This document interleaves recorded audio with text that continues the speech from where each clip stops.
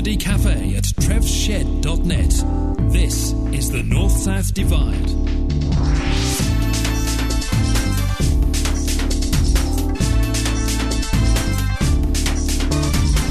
The North-South Divide with Trev. He once Morris danced for the Dutch royal family. And James. He frequently refers to himself in the third person. Well, hello, and welcome to the third North-South Divide podcast. We decided to make this podcast stand out from all of the others. We would record this one aboard an ocean-bound schooner. Oh, this wasn't one of our better ideas, was it? You'll have to excuse James, he's yet to find his sea legs. Oh, much more of this and you'll be seeing the contents of my sea stomach. Oh, it's alright, it's better out than in. When I said that, I assumed that it was perfectly obvious I didn't mean over my shoes. Oh, that's better. No, it's not. Look at my shoes. I'll never get another pair of high heels that colour in my size again. Trev, we're recording. What? Oh, I mean manly sturdy work boots, obviously, and not pink and purple spangled court shoes, for example. I'm glad we've cleared that up. That's the problem, though, we haven't cleared it up.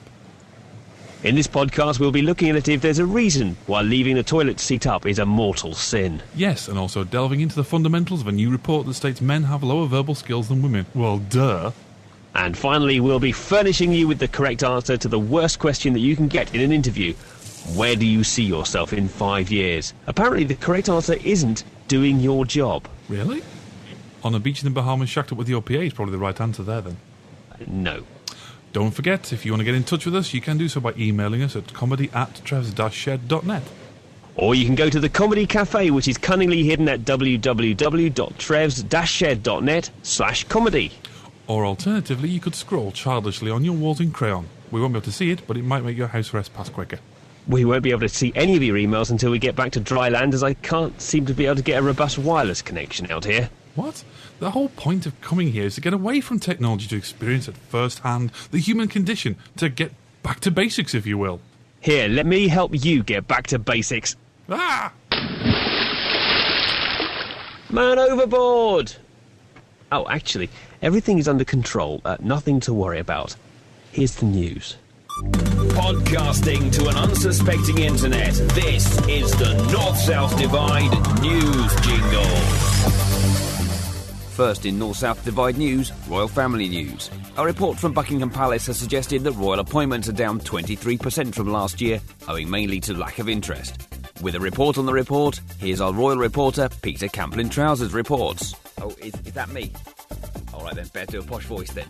With the advent of F&G-list celebrities created by reality television programmes such as Pop Idiot and Hang On These Aren't My Kids, the royal family are being called upon less and less to attend gala events.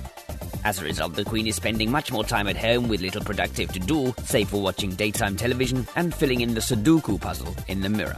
It's not all bad news though, especially for This Morning with Richard and Judy, which is now by royal appointment, and it can be the only rational explanation for Noel Edmonds' return to TV. The rest of the royal family haven't fared much better. Royal insiders report that Prince Charles is spending more and more time in the greenhouse or out with his horse, and between now and the end of the year, the Duke of Edinburgh will be opening the same Indian restaurant 3 times. Buckingham Palace are expected to issue a press release shortly, detailing the extent of the tedium, while experts suggest that another royal crisis may have to take place to bring the Commonwealth's richest family back into the public eye. Endemol may very well be involved. Stay with the North-South Divide for the latest news on this royal family boredom shocker exclusive. That's not even a sentence. And now for our local news, here's Colin Lamp with some local news. Residents of the quiet hamlet of Plonkley were distracted from their normal Tuesday afternoon activities by the chaos brought about by a madman with a bucket on his head. Eyewitnesses told people who weren't there at the time that the sightless lunatic was lurching along Basilbrush Lane, and although none of them recognised the man, one local resident was quick to recognise the sound of a collision of the bucket with the pole of the tiny village's only give way sign, and excitedly described it in incoherent detail to anybody he made eye contact with. Calm was only restored when the bucket-headed madman stumbled into a cluster of wheelie bins, sending several day-old refuse spilling across the street, causing him and an old woman with an exceptionally large nasal cavity to lose consciousness among the debris. More on that story when we can make sense of it. In our second top story today, the police are keen to establish the whereabouts of Norris Black Sheep, who, according to Desk Sergeant Bash of Drip Village Nick, has been reported missing. His wife Barbara contacted the police when he failed to turn up for his lunch after a morning cleaning the window of the local Gentry's Range Rovers. Any sightings of a workman in overalls in any area of the county should be reported to the authorities immediately by dialing the new Emergency Express number 99. Finally, in local news, a piece of paper about the size of a Mars bar blew across the village green in Romp earlier, alarming a nescient crow. And now back to the North-South Divide. And finally, if you thought the web was running that a little bit slower this afternoon, well, you'd be right. The reason was a record amount of junk emails that reached an all-time high of 1 million billion at AOL.com yesterday. Our technology correspondent, Jeremy Septum, has a piece of paper in front of him with this written on it. Spam. It was once the innocent foodstuff of a wartime tin opener, but now it's causing jams across the web, where surfing's become wading through thick soup because unscrupulous companies are serving up poor quality advertisements for products that no one can swallow. Today was the last cheese straw that broke the carrot's back, as the quantity of spam passed a point of no return for PC and Apple users alike. Consequently, many people have resorted to writing letters, but internet experts are asking users to please stop making a meal out of the issue and simply to install a spam filter to digest the emails that no one can stomach and cut it out of our diet. I'm Jeremy Septum, and I like food. Entertainment news. Hi, I'm Russell, the North-South Divide entertainment correspondent. Shock news today in entertainment news. Paul McCartney's new wife, Heather Smalls, formerly of M People, has announced why she sings the way she does. She admits that she has a fetish for wearing small boys' orange nylon Y-fronts, which constrict her ladies' thingamajigs, causing her to sing like a freak. More hot Kate Moss news. Oh my god, you won't believe this. Earlier today in New York, Kate Moss imploded under the weight of press scrutiny. The supermodel, who apparently won't even break wind for less than $5,000, just disappeared in downtown Manhattan. The rumour is that she hasn't in fact imploded, but simply stopped being famous. Her manager refuses to comment, except to ask us to keep talking about her in her absence.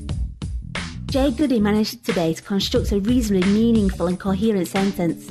Don't worry folks, you won't miss it, as Channel 4 cameramen were there to record it, and it will be shown around the clock later in the year. The North-South Divide. This is a massage on behalf of the Leader of the Opposition. Ooh. HRT Records, the home of recording artists for ladies of a certain age, presents Daniel O'Cardigan. In this magnificent outing, Daniel sings modern classics such as The Prodigy's Firestarter, Nirvana's Smells Like Teen Spirit, and Kaiser Chiefs' I Predict a Riot, all lovingly rendered in that Daniel O'Cardigan style that you have become emotionally numb to. But I'm a creep. I'm a weirdo. What the hell am I doing here? I don't belong here.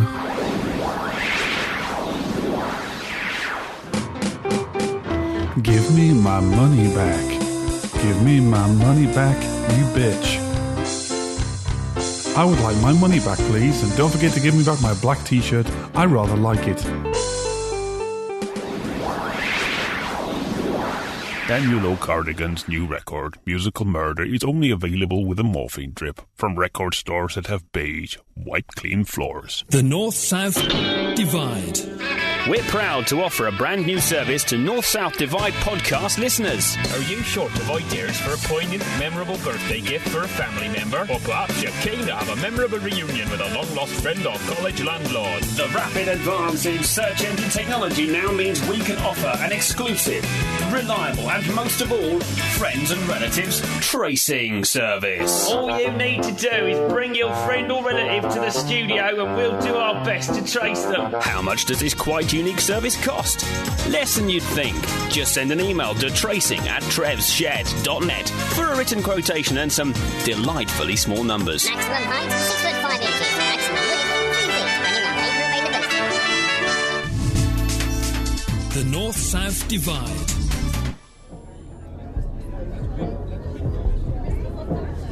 Last night I dreamt I was eating a giant marshmallow, but when I woke up, my wife was trying to kill me. Now over to Trevor, who's on the scene. We're getting reports that things are getting worse. Is that correct?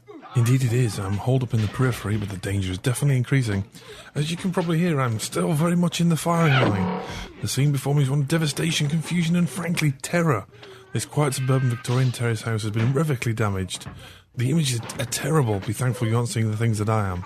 So what's the cause of the situation? Well, it's hard to say what triggered this dangerous situation, but it appears to have all started early this afternoon when the catering was delayed by a jelly that refused to set. What? A jelly?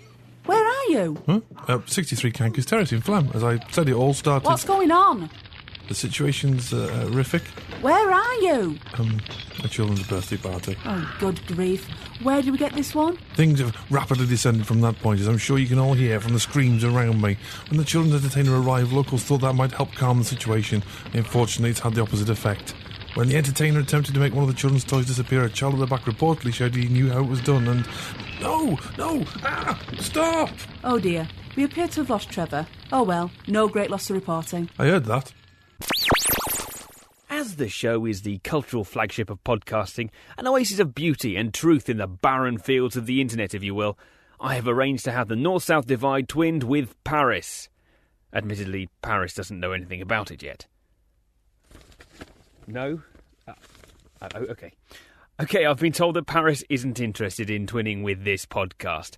Fair enough, just don't come knocking on my door when you're on the way down. What's this email? I have another offer to twin the show with another European city of culture. Oh, good. I'm very excited about the opportunity. They've sent me a jingle to promote the city. Let's give it a go. Where is it? A city of European importance. Where is it? Britain's third biggest port. Where is it? The jewel in the northern coastline. Where is it? Grimsby. What? Grimsby? A town that smells like a Scampy Fries lorry crash. Is that the best we can do? You are listening to Gorgonzola, the third North-South Divide podcast. Just reminding you in case you have been rendered numb by the experience. Remember, you can contact us at comedy@trevs-shed.net, or alternatively go to www.trevs-shed.net/comedy to our forum.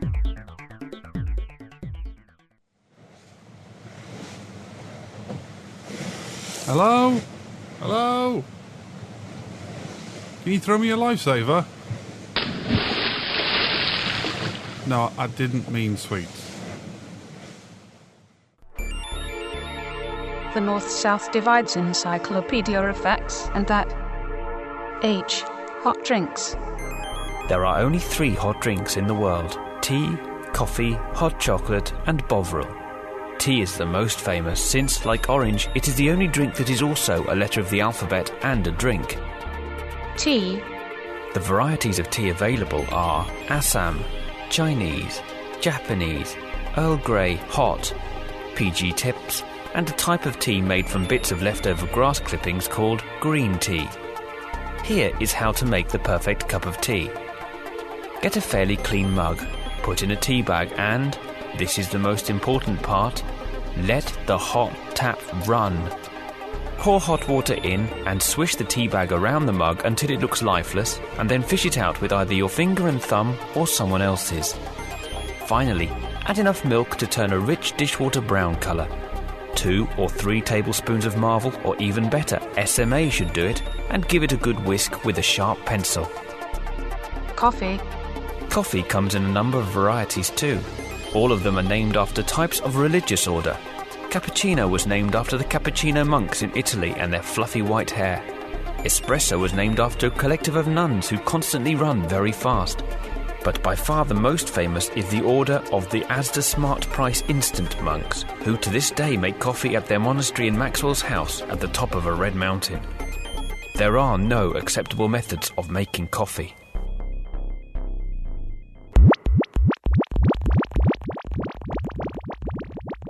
Hello, and on tonight's show we have something of a first. Our guest tonight is something of an enigma. A puzzle, if you will. He's travelled 65,000 light years to be here tonight and still managed to be 5 minutes late. Ladies and gentlemen, Zarg the Alien from Milton Keynes 5. Hello, James. You wouldn't believe the trouble I had getting here. Was the distance an issue? No, it's fine till I got to Watford Gap and the road's just blocked up, bloody learners. Okay, anyway, what are you doing visiting our planet? Well, I thought I'd come here to steal your Earthwomen and take your jobs. What? Just kidding. I read the Daily Mail on the way here. I'm here because you invited me, don't you remember? Ah, right. What have you learned while you've been on Earth? That Davina McCall cannot interview to save her life. MC Hammer lets you touch it if you ask him nicely. Oh, and finally that the Black Eyed Peas couldn't write a decent song if John Lennon, Mozart and James Blunt helped them. What? I like him. He sounds like one of my wives. The one with 13 noses, admittedly, and seeming perpetual cold, but look, here's a picture of her. Oh, well, now I can see why you're here. Quite. I would like your help with something that I don't understand, if you don't mind. Oh, I'll try and help if I can. I want to understand this Earth thing called love. That's a little complicated. Sorry, I'm kidding again. It took me weeks to get here, and the only videos I had were episodes of original Star Trek. You are very funny. Thank you. Oh, is that British irony I keep hearing about? Anyway, I want to learn more about something that I saw on daytime TV on the way here. Daytime TV? We all watched this morning on Milton Keynes 5, you know. Anyway, the bit I was worrying about was phobias. I get fear of heights, spiders, fire and so on. Stuff that can actually kill you. But hydrophobia, is that the short straw of phobias? Oh God, do I have to have a fear of water? I mean, most of the surface of your planet's covered in the stuff. Your bodies are about 70% water. So they get out of bed every morning screaming and trying to desiccate themselves. And fear of birds, what's that all about? That's just rubbish. Mind you, while I'm on the subject, flightless bird, what's the point of that? You may as well have fish that can't swim. Okay. It says here that your full name is Zarg the Inflatable. Why is that? What? Oh, because I can do this. Oh, that's horrible. Yeah, but it stops people when they come to the door to sell you double glazing. Shall I, deflate now? Please, if you wouldn't mind, the smell is a little off-putting. Thank you, Zarg. No, thank you. Do you have a Starbucks around here? Have they got here yet? The North-South Divide's encyclopedia effects, and that... Hot drinks. Hot chocolate, anyone? Hot chocolate was only introduced in the late 70s when a popular rock combo, featuring popular rock singing vocalist Errol Combo, managed to swing a lucrative and rather jammy merchandising deal with Mr. Cadbury's sweet shop, Romford. This delicate drink is quite disgusting in powder form, requiring a good deal of hot but not boiling but not cold water, and a good whisk with a sharp pencil to render it in any way acceptable. Rock-killer bands Ovaltine Aces and the Steve Horlicks and his Cockney Revels have also achieved some success with hot drink spin-offs, which are quite popular with the elderly. The elderly, dear! But no one really knows what's in them, and they smell quite funny. Bovril. Bovril is made from cows but is now vegetarian. This is all we know, which only makes it that much more sinister. Subject complete. I was watching the news the other day, and it was that thing about, the little penguin that got stolen a few months ago. What, Pingu? Not Pingu, no, the BBC would probably have mentioned that. That little penguin, that little rare penguin that got nicked and then obviously was going to die. It got dragged away from its mother while it was feeding from it or Torn something. away by the heartless criminals. Yeah. Well, the thing on the The news mother the was other day, eating it. You what? Oh no, that's the wrong kind of penguin. You mean an Asda penguin? Sorry, puffin, isn't it? Asda Smart Price penguin. You could just imagine him at the zoo, can't you? Smart Price penguin. They're rubbish, Dad! Why is the penguins only black and white? Because they couldn't afford to print them in colour. Oh dear. They were saying there's a fantastic news story. It was a big building news story that the penguins, the parents of the original penguin, had another baby penguin. That's not Were they news, advertising for someone to steal it or something? I don't know, because they were showing where it was as well, but is that news, really? Penguins have baby penguin. Penguins have baby llama. Maybe would have been news. Watching the little penguin mummy going... could have been quite interesting. That's the great thing. The British public does love these fluffy stories. They love, well, it's basically like reality TV, isn't it? Mm-hmm. And what you've actually touched on is maybe the next generation of reality TV, surreality TV, where just weird stuff happens and people have to work out whether it's real or not. And of course it isn't. Well, Hang on a minute, it's already happening. Is it? Yeah, it's all edited by Channel 4. The whole of our lives. It's being edited by Channel 4 to be played out in a rather nasty rerun show. No, it can't be Channel 4, because if it was Channel 4, most of my memories be filmed at more jaunty angles than they are. That's true, yeah. And cut from scene to scene for no readily apparent reason. But every time I drive around the motorway, the pylons turn into a big number 4. It's really cool. That's paranoia, I'm afraid. That's not Channel 4. It's when the haystacks start floating, you've got to worry about it. Particularly the one that's on fire. I never quite understood why the haystack's on fire in that promo. I was thinking about Davina McCall. I was saying, like, she's exploded off. She's come out. I think this is a plan for Endemol, or whoever it is, to make the whole of television just one reality TV show. Because she's doing a chat show now. Yeah. And you're just kind of blending the line between, you know, where Jay Goody's at, which, frankly, nobody else should be, and mainstream television. And you're just going, when will it all end? When will we all realise that when we switch our television on, we might be in someone's house? We might be in Davina McCall's house. We're in Jay Goody's house. Davina McCall was probably the worst interview on TV ever. Without, you know, whose idea was that? I mean, she just sat there and went, you know, I'm really good friends with you. We've been to each other's house and everything. I don't care, personally. Do you, really? So they like us to think they live in some hyper-real, wonderful world they all live in, and basically all famous people live in one big house together. But the whole premise of a chat show is pretty ropey anyway, isn't it? Mm. Hi, so celebrity, what are you selling? Exactly. I'm selling a book. Buy my book. Thanks for coming on. You know, if you did like Chat Show TV Express, you could have like 28 guests in. Well, maybe you should have real people on it. So I could go on and go, have a driving lesson with me. I think you've come up with a new concept for a chat show. Just I think that would actually people. work. Normal people, instead of the Friday ad, get on telly. Get interviewed by Michael Parkinson. He's got nothing better to do. So, hello, I'm Michael Parkinson. And on Parkinson tonight, we've got that bloke from the Chippy. We've got the bloke down there from the insurance company down the road, you know, the one down around the corner behind the shoe shop. And, of course, Georgina. She advertises her special services in a telephone kiosk. All right. The North-South Divide. Feeling blue? Blue-ish. Or some shade similar to blue? Then why not try Total Podcastrophe. Doctor recommended. iPod approved. Meets 100% of your weekly pangolin requirement. May cause nausea, vomiting, hair loss, weight gain, dizziness, insomnia, memory loss, flatulence. Or memory loss. Total Podcastrophe. The little podcast that could. But probably shouldn't have. Total Podcastrophe.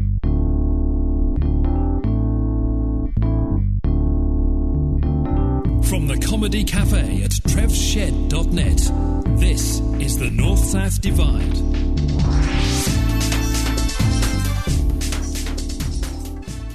You have been listening to the North-South Divide. This is the 3rd episode. It is. Thank you for listening. It was written, performed and recorded by Trevor Shipp and James Hart. Extra voices were courtesy of Beth Hart and Jennifer Shipp. Any other voices that you could hear were, I'm afraid, a product of your own delusional psychoses.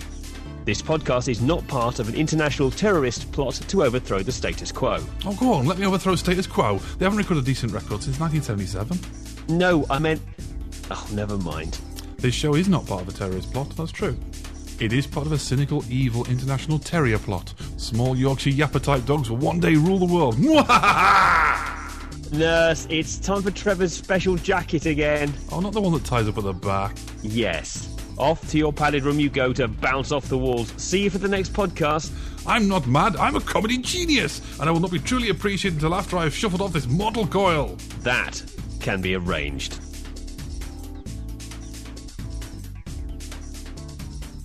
The North-South Divide. Or you can go to the Comedy Cafe, which is cunningly hidden at www.trevs-shed.net. Sorry to stop you mid-flow there and everything. No, I don't know if it was, but there was an artifact in the middle of you saying that line, so you just do that, or you can go to the Comedy Cafe from the start again. Okay. Or you can go to the Comedy Cafe, which is cunningly hidden in... Sorry, a bit of another artifact then. Yes. More of a fartifact. It was, wasn't it? Yes. Yes.